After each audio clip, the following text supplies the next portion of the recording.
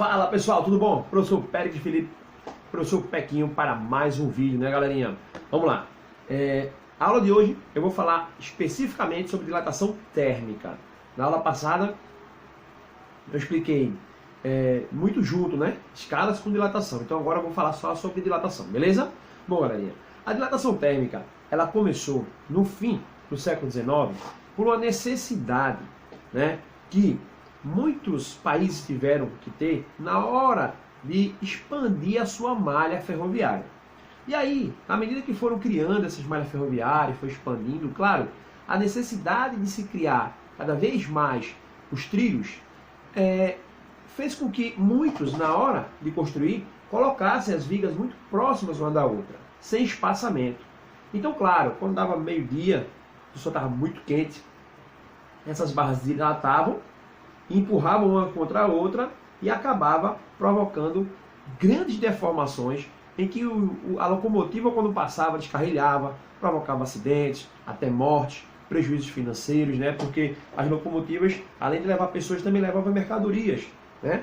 E a gente não pode esquecer de que naquela época as cidades que tinham maior desenvolvimento eram as cidades por onde passavam as locomotivas, para facilitar o comércio, beleza? Então a gente, a partir disso, muitos físicos começaram a tentar entender por quê.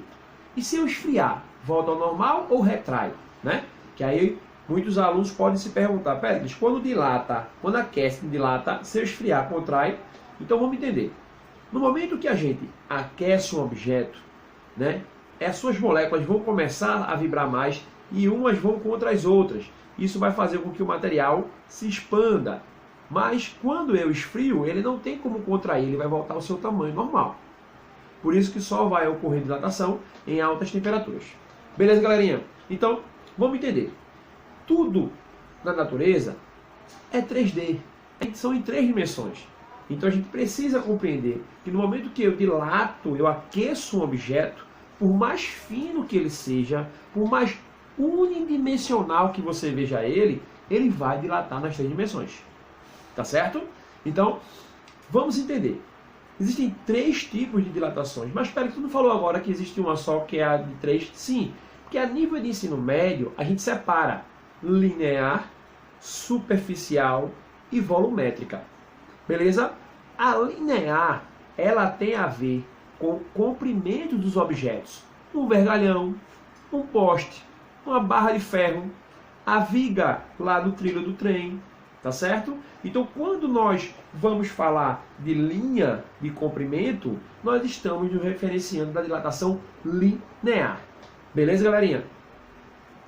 Tá certo? E quando a gente fala dessa dilatação linear, nós precisamos entender que existem 3 grandezas envolvidas para surgir uma 4ª. Como assim, Péricles? Nós precisamos levar em conta. Vamos analisar aqui. Vamos dar uma olhadinha. Olha lá. A gente vai levar em conta. Aqui são exemplos de dilatações, né? Nós vamos levar em conta o seguinte, que eu tenho que analisar o comprimento inicial do objeto, L0, para poder encontrar a dilatação. E isso vai me dar condições de ter mais algumas grandezas envolvidas. Perceba, eu preciso, para encontrar a minha dilatação linear, de um comprimento inicial, de um coeficiente de dilatação linear, que é o alfa, e da variação da temperatura. Tá certo? Vamos de novo. Para eu encontrar a dilatação, eu preciso do comprimento inicial, do coeficiente de dilatação linear e da variação da temperatura. Vamos lá? Tá certo? Então veja. É isso que a gente tem que entender. Então, o comprimento inicial, quanto maior for, ao ser submetido a uma temperatura, maior vai ser a sua dilatação. E o que é esse alfa, Péricles? Esse alfa, chamado coeficiente de dilatação linear, é o que vai te dizer se esse objeto dilata muito ou pouco. Quanto maior for o alfa, quer dizer que, sobre qualquer variação de temperatura, ele vai dilatar consideravelmente, em relação ao outro que teria um alfa menor. Beleza? Então, viram aí como é que a gente encontra essa dilatação, não é verdade? Beleza? Agora, vamos falar sobre a dilatação superficial. Quando a gente fala dessa dilatação superficial, a gente está falando de uma chapa, uma placa, uma parede, tá? Uma telha, beleza? Então, percebam, existem algumas avenidas e BRs que elas não são feitas só de piche, elas são feitas de placas. Por exemplo, aqui de Pernambuco, nós aqui em Recife especificamente, nós temos a Agamenon Magalhães, nós temos a Avenida Conde da Boa Vista, que são feitas em placas. E entre essas placas são colocados o piche ou, em algumas ocasiões, o silicone emborrachado, que é uma tecnologia alemã. Para quê? Para que essas placas, ao sofrer esse aquecimento, elas possam dilatar, mas não possam forçar uma contra a outra. Porque se forçar uma contra a outra, vai atrapalhar a sua estrutura e isso pode romper a sua estrutura. E isso pode ocasionar, fazer com que a avenida em pouco tempo esteja toda destruída apenas com a dilatação. Ah, Pérez, mas que exagero é tudo isso? Gente, vamos pensar. É um pouco. Mas se você não der espaço, ele começa a forçar todo dia. E além disso, a gente tem que levar em consideração que tem carro, tem ônibus, tem caminhão passando. Ou seja, o tempo de vida dessa rua, dessa avenida, iria baixar muito. Se não houvesse o piche ou o silicone emborrachado. Beleza, pessoal? Vamos continuar. E aí eu vou mostrar para vocês aqui como é que a gente fala da dilatação superficial. Beleza? E aí uma das coisas muito comuns no Enem é justamente isso aqui. Ó. Por exemplo, eu tenho um aro e eu vou passar um objeto por ele. Então, se ele ao passar ficar preso aqui, eu tenho que aquecer quem para que essa moeda continue a descer? É claro que eu tenho que botar calor no anel, porque se eu aquecer esse anel, ele vai dilatar e a moeda vai poder passar. É como, por exemplo, um parafuso preso numa porca. Se eles estão muito atarrachados, eu vou colocar calor na porca para que a porca possa dilatar, ficar mais frouxa e assim eu consigo desatarrachar esse parafuso. Beleza? Vamos continuar. Então, aqui nós temos, ó. E aí, claro, eu tenho a área inicial ou superfície inicial, eu vou ter uma área final ou uma dilatação superficial. Beleza? Vamos analisar? Olha lá. Eu tenho dilatação da área é igual ao beta, que agora é coeficiente de dilatação superficial, vezes a área inicial, vezes a variação da temperatura, galerinha. Beleza? E aqui está cada coisa, ó. Superfície, coeficiente, área inicial e variação da temperatura. Então perceba que a estrutura é muito parecida com a de lá, que a gente viu lá no L, né, do comprimento. Deu para entender? Só que quando eu falar de superfície, eu vou usar o beta. Tá certo? Então vamos recapitular. O linha é alfa, a superfície é beta. Beleza, galerinha? Vamos continuar para a próxima dilatação, que é a dilatação volumétrica. Galerinha, a dilatação volumétrica, ela pode ser considerada quando eu olho um objeto vazio, só ele, ou quando eu olho esse objeto que tem um líquido dentro. Tá certo? Então veja, para poder eu saber quanto vai dilatar desse objeto, né, esse volume aí, é claro que eu tenho que saber qual é o volume inicial. Tá certo? Agora, se eu tenho um líquido aqui dentro, vai haver uma condição para isso acontecer. O que acontecer, Pérez? Eu aquecer o sistema, tá? O recipiente dilatar, mas o líquido também dilatar. Mas para isso, vamos entender primeiro como é que é só uma dilatação de um volume. Por exemplo, esse copo, se ele fosse de metal, tá certo? E eu aquecesse ele a uma certa temperatura. Então, vamos analisar.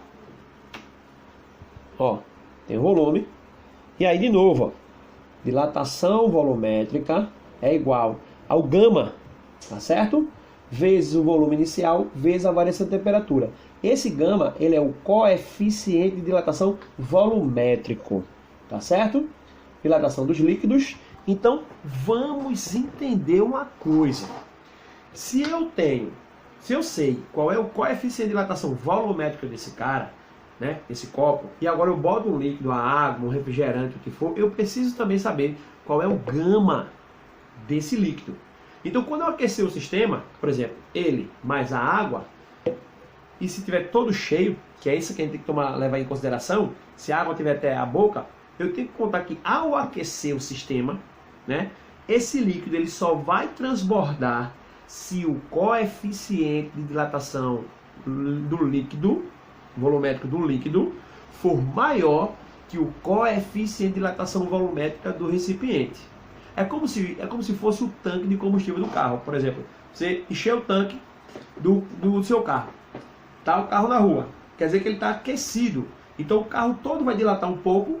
O tanque de combustível principalmente. Então quando você ligar ele, você vai perceber que vai marcar um volume um pouquinho menor. Não é que está vazando gasolina ou o carro está bebendo mais. É só porque, como tudo expandiu, inclusive o tanque, mais do que a gasolina, então vai ter mais espaço. Imagina que isso aqui aumentou mais, então o líquido vai tender a baixar. Beleza? Então, se eu quero saber qual é o volume que vai transbordar, né, eu tenho que achar qual é a dilatação do recipiente, qual é a dilatação do líquido e subtrair.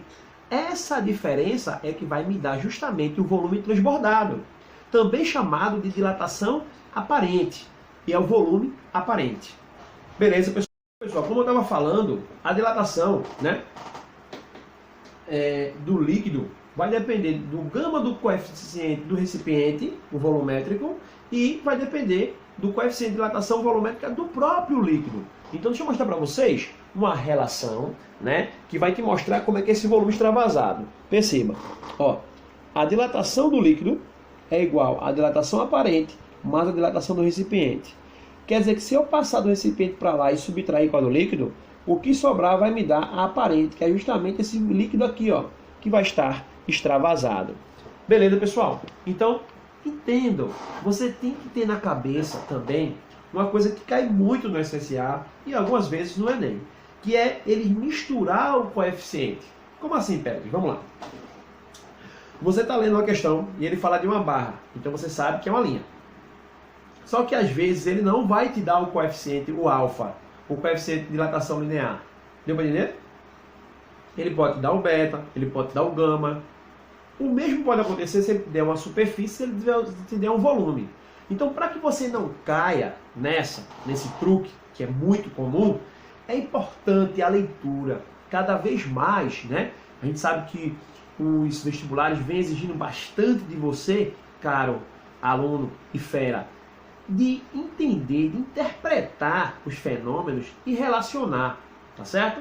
Então veja, ele não vai botar as letras alfa, beta e gama, senão ficaria muito intuitivo e, claro, a maioria responderia. A maioria das vezes ele vai escrever. E aí o aluno que não tem o hábito de ler a questão, ele vai pegando valores e juntando alguma coisa. Ainda tem aluno que faz isso, não façam isso. Ele vai pegar esse tipo de aluno. E aí o cara está fora da concorrência, com certeza. Então o ideal é tomar cuidado com a leitura. Então se ele está falando de uma linha, é alfa, aí ele vai escrever. E aí ele pode misturar coeficiente de dilatação superficial. Se você não ler, você vai acabar usando ele e vai estar trocando superfície com linha. Ou seja, beta por alfa. Deu para entender, pessoal? Então cuidado para não confundir. Linha tem que ser alfa, superfície tem que ser beta e volume tem que ser gama. Pérez, como é que eu converto se eu identificar? Você vai ter uma relação simples. Alfa está para 1, igual a beta está para 2, igual a gama está para 3. Bota isso na prova, isso não é considerado fila. Isso é um apoio que você vai ter para converter os seus coeficientes. Beleza, pessoal? Espero que vocês tenham gostado. Continue a estudar nessa época de pandemia. Não percam o foco, tá certo? E, se Deus quiser, vai dar tudo certo. Isso vai passar e voltaremos à vida normal, tá bom? Espero que vocês gostem. Um forte abraço e até a próxima. Falou!